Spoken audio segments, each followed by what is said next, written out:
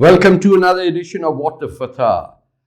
It's not a pleasant day in Canada, where I am a Canadian, so it's of direct concern to me.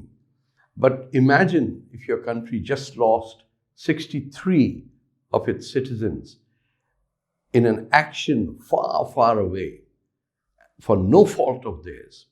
I'm talking about the 176 people who died because an idiot could not see the difference between an aircraft and a jet fighter. I'm talking about the Iranian gunman who was holding a SAM missile and fired at the Ukrainian aircraft, shooting it down, killing everyone in an instant. The audacity of the Iranians is incredible. This is a country that cannot even organize a funeral. 50 people died while mourning the death of a terrorist. And he couldn't even be buried. We don't know what happened. 50 people died? I mean, what sort of a place cannot organize a funeral? But let that be aside. These are people who killed almost 1,000 men and women simply because they want liberty and democracy in the Republic of Iran. No, I'm sorry, the Islamic Republic of Iran. Almost become an embarrassment for every Muslim that walks the earth. Now here's a headline. Take a look at it.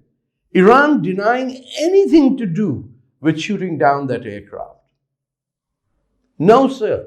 They called it American psychological warfare against the Islamic regime. And then the Canadian Prime Minister spoke. Listen to his words. We have intelligence from multiple sources, including our allies and our own intelligence. The evidence indicates that the plane was shot down by an Iranian surface-to-air missile. Even after Prime Minister Trudeau had said what he had to say in quite blunt language. Mind you, Trudeau is not known for taking on adversaries in the Islamic world. Trudeau is quite tender when it comes to dealing with people. Imagine the Canadian government and the city of Toronto were quite okay when people chanted slogans praising the terrorist General Soleimani. But leaving that aside, his words didn't matter. The Iranians again denied they had anything to do with the shooting. Yes, planes simply vanish in the air.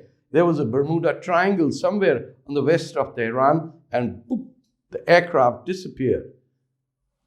And then, when the evidence came through, the Iranians, look at this headline. Oh, we unintentionally.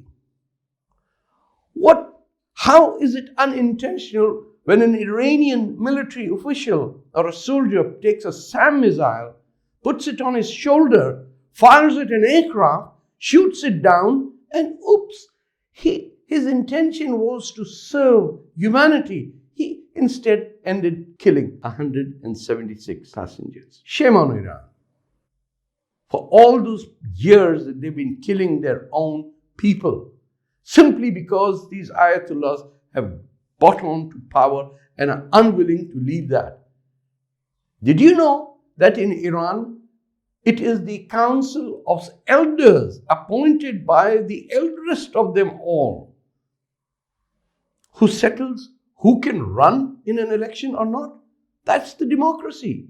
Not everyone can run in an election. So mullah after mullah after mullah collects together the wise men of Qum and decide who's going to be alive and who's going to be dead, because that's what happens in Iran.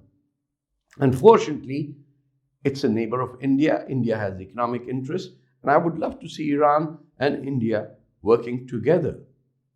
But this is what happened.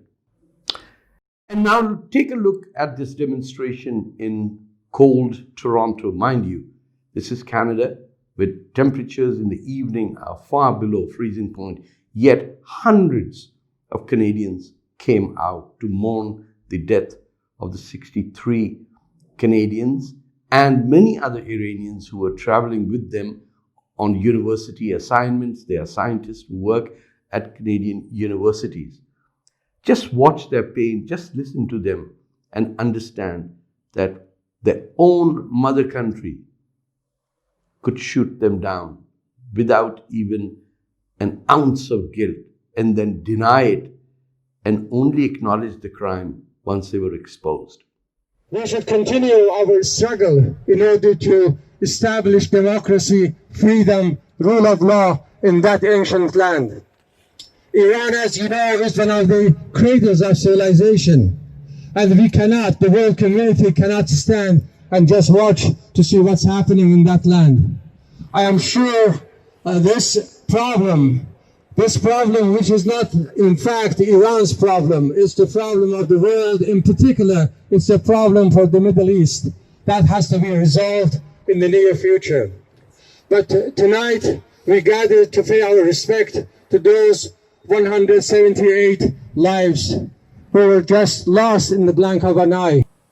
But on that note, and I'm so glad that Iran has accepted it, now we want to know who was that man. And as Canada has said, we want an independent inquiry that is transparent and that is free from the clutches of the ayatollahs.